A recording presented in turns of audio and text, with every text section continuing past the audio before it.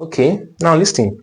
To write dimension, let's go back to dimension now. To write dimension of any physical quantity, what you are doing is that you are rewriting the formula in terms of the three major fundamental quantities, in terms of the dimensions of the three major fundamental quantities. If I say what is the dimension of velocity, I'm telling you to write the formula in terms of the dimensions of the three major fundamental quantities, which is what? Length, mass, and what? Time. So if they ask you what is the dimension of area, now look at it. First of all, you bring out the formula for area. What is the formula for area? Area is length times breadth. If area is length times breadth, what will now be the dimension? Just represent this formula with what? Dimensions of this theory. No, area equals to length. This is already length. Put the length there. B. Please, which breadth? What does it best describe? Here is not still length. So it means times L. So it means our dimension equals to what? L2. L raised to the power of 2. That is the dimension of area. The same thing, if we are to write the dimension of volume is equal to, first of all, what is the formula for volume? Volume is mass times breadth times height, or length times breadth times height. Or you can say area times height. Length times breadth times height. So this is equals to length, representing it with your what? L, M, and what? S. Sorry, T, Joe. Length, mass, and time. If you are using this if you want to rewrite this in terms of this is still length times your breadth. This is the quantity it best described here, which is length, times your height. This is also the quantity it best described, which is still L. So you have, if you multiply all of this, L times L will give you L squared. L squared times L. You know, now law of indices, if they are the same, you pick one, add the powers. 1 plus 1 plus 1 will give you 3. So if they ask you the dimension of volume, this is the dimension of volume, L cube. Let us take another one again.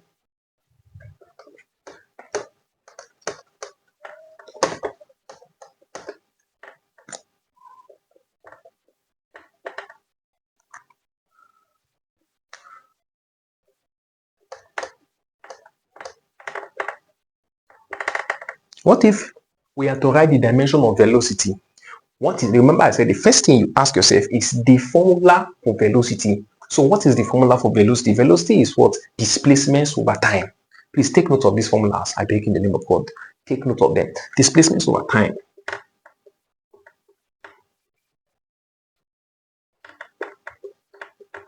So writing the dimension simply means you are rewriting this in terms of these three quantities. So we have velocity now to be equals to displacement is what? Displacement is what? What does it best describe here? It describes length. You put L there. What about time? T. Time is still T. This one is already a fundamental quantity by itself. So you have velocity now to be equals to the dimension. Now look how you write it. Velocity is equals to length. You bring your L. Remember in indices, if you have in indices in mathematics, if you have something like this, a raised power minus 1, it is the same as 1 over a.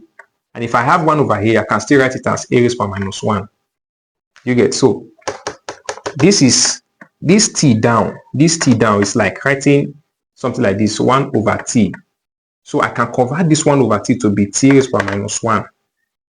So that is why the dimension of velocity is lt raised to the power of minus 1. Now look at what JAMB used to do. They may not tell you to write the dimension of any physical quantity like this. Now they might write something like this. Look at what they will do. Look at how JAMB will ask you their question. Most questions I have seen under this dimension, they will tell you, they will give you something like this. L, M, T. They'll put X here, they'll put Y here. Probably some of you have seen it. They'll now put Z here. They will tell you what must be the value of X, Y, and Z for it to give you a velocity dimension, or for it to give you the dimension of velocity. For this to be the dimension of velocity, what must be the correct values of X, Y, and Z? So how do you do this? Forget about this first. You just go and do the dimension of velocity by yourself, of which we did just now, and we got to LT minus 1. This is what we got. after we did the dimension of velocity. I've already explained how to get this. So since we have already got this as our dimension for velocity, now go and compare at minus 1. Now look at this. You can see L here. This is L. What's at the top of L? You know, since there's nothing here, it is 1. So what's at the top of L here? X. It means X equals to 1. Comma. What about M? If you notice M here, there's nothing. There's nothing. There's no M here, Abi. Right? Since there's no M here, it means Y. This is the same. Please, I can write this as this. I can decide to put my M here. See? And this is minus 1. Now, since initially there's no M, now I have already imputed M here. It means the power that this one will carry to make it insignificant is 0. Because if I put 0, n raised to the power 0 is 1. So m raised to the power 0 is what? 1. So it's as if this m is actually, oh, how will I explain this so that you understand? This was what we got originally, L t raised to the power minus 1. Okay, this is the same as L times, I want to put m here, m times 1 times t raised to the power what? Minus 1. Hope you know this. This is still the same as this. So I can raise m to the power of 0 to still give me 1. Since this is 1, if I still put m raised to the power 0, it is still 1. So I can rewrite this to be L m raised to the power 0 t minus 1. So and now I can compare it with this now. Look at m. What position is it occupying? What is at the top? 0. This one, it means our y equals to what? If you compare it with this, equals to 0. What about t? I mean, our z.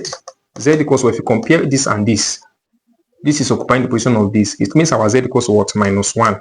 So these are the values of x, y, and z for this dimension to be the dimension of velocity. Okay. They might still ask you again, what will be the value of x, y, and z for this dimension to be the dimension of acceleration?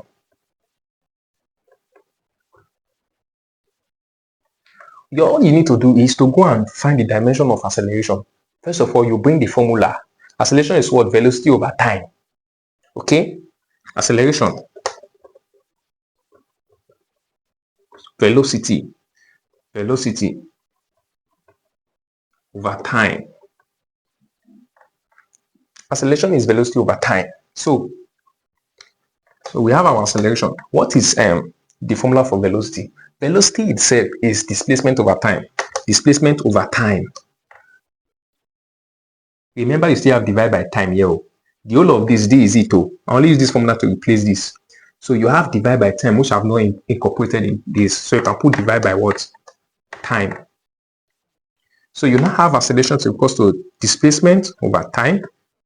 Please hope you know in mathematics, if this is over 1, I can change this to multiplication. This one goes up and this one comes down. So I have this to be d over t times t will give me t raised to the power 2. So you have this to be equals to what? Let us represent it now. Acceleration will now be equals to what? Displacement, which is representing length, and what? T, that is t raised to the power what? 2. So this is the unit. You can rewrite it. You can write it better as the dimension of your acceleration to be equals to what? L t raised to the power of minus 2. I've already explained this before. L t raised to the power of minus 2. So this is our dimension of acceleration. So if you compare with this, you will see it will be obvious to you that our x is what? This is 1. So this is our x equals to 1. I believe everybody know why we are getting 1 now. Our m will now, because there's no m here, m is equals to 0. What about this place? Our z, which is equals to what? Minus 2. So these are the values of x, y, and z for this, for the dimension of acceleration to be this. For this dimension of acceleration to be correct, x must be 1, y must be 0, and z must be what? Minus 2. Yes. And another beautiful thing about this dimension is that dimension helps you to know if a formula is actually correct. Now, for every correct formula, the dimension of each of the terms must be the same. The dimension of each term in that formula must be the same. What do I mean? Let us take, for instance, velocity. Velocity is equal to what? And according to Newton's third law of motion, Newton's laws of motion, Newton's equations of motion, Joe. equations of motion. Let me show you. You have that v equals to u plus at. Now you can use dimension to test if this equation is correct. All right, if this equation is correct, definitely the unit of this v must be the same as this one, must be the same as this one. Anytime the unit of this is different from this, it means this equation is not correct. So let us check if this equation is actually correct. So what is the unit of velocity? What is the dimension of velocity here? Or what is the unit of anyone? The unit, the dimension, it should be the same. So what is the dimension of velocity here? We have already gotten it before to be lt raised to minus 1. Hope you know this is final velocity, this is initial velocity. So this will also be what? Still talking about velocity, minus 1 plus what? What about this? What is the dimension of acceleration? We got acceleration to lt minus 2. What about this one times t? The whole of this is what I used to represent this. So this time, this is it. So you have lt minus 1 equals to what? Lt minus 1 plus, I know some people will say, but you said they will be the same. This one and this one, they are the same. How come it's not the same with this? Or it's still the same? We are not sure with the simplification of this. If you multiply this t raised power minus 2 times t raised power 1, you know now lots of indices, they are the same. You pick the power minus 2, you pick one of the t, you add the powers, that is minus 2 plus 1. Minus 2 plus 1 will give you what? Minus 1. So you can see this is the same as this, the same as this, using dimension test. Okay, so dimension will help you to know if an equation is actually correct. You can bring other equations, try to bring out the dimensions.